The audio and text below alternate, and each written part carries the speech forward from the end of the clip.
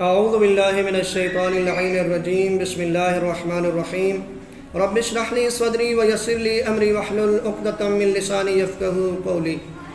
معزز و مکرم مومنین، السلام علیکم یا علی علیہ السلام مدد۔ مومنین، آج ہم بتانے جا رہے ہیں کہ نماز قضائے عمری کی حقیقت کیا ہے۔ چونکہ ماہ رمضان کا آخری جمعہ جب قریب آتا ہے تو یہ سوال ہونا شروع ہو جاتے ہیں کہ وہ کون سی 4 رکعت نماز ہے کہ جو ہم آخری جمعہ کو ادا کرتے ہیں تو ہماری تمام زندگی کی قضا نمازوں کے لیے کافی ہو جاتی ہے۔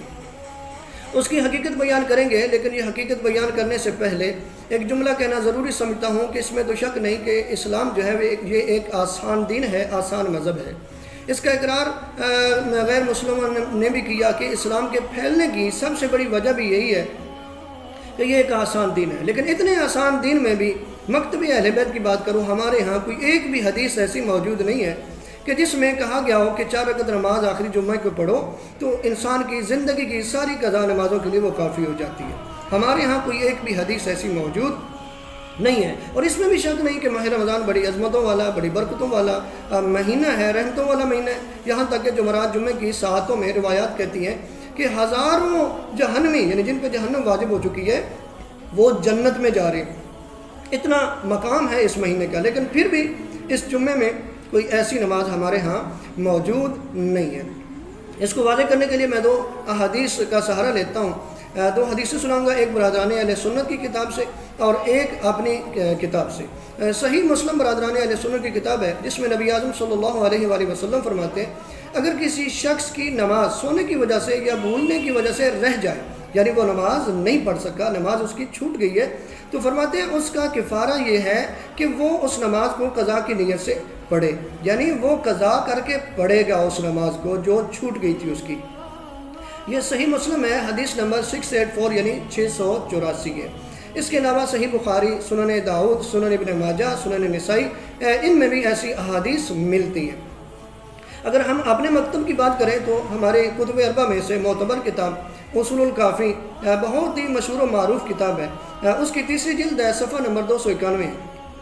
اس میں ایک طولانی حدیث ہے جس کو میں مختصراً آپ تک پہنچا رہا ہوں۔ امام باقر العلوم علیہ السلام فرماتے ہیں، امام فرماتے ہیں اگر کسی شخص کی نماز رہ جائے یا چھوٹ جائے یا متعدد نمازیں اس کی قضا ہوں تو اس کا کفارہ یہ ہے کہ ہر نماز کو قضا کی نیت سے پڑھے، یعنی وہ قضا پڑھے گا۔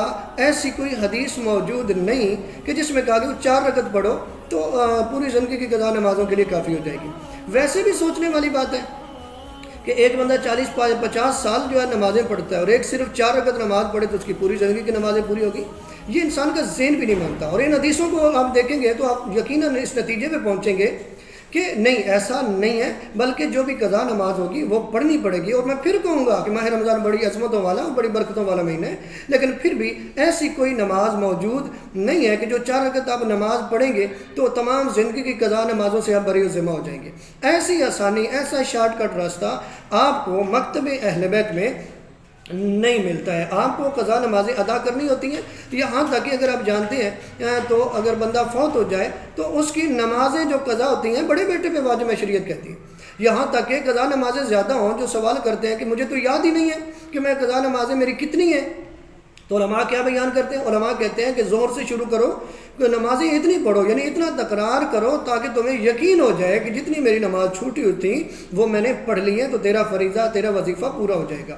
یعنی یہ نمازیں پڑھنی ہوگی، کوئی 4 رکعت نماز ایسی نہیں ہے کہ جو پڑھیں گے تو آپ کی زندگی کی قضا نمازیں جو ہیں ان کے لیے وہ کافی ہو جائے گی۔ یہ مکتب اہل بیت کا موقف ہے اور کوئی ایک بھی حدیث ہمارے ہاں موجود نہیں ہے۔ آخر میں دعا گو ہوں کہ خالق کائنات ہم سب کو صحیح معنوں میں نمازی بننے کی توفیق عطا فرمائے۔ والسلام علیکم ورحمۃ اللہ وبرکاتہ۔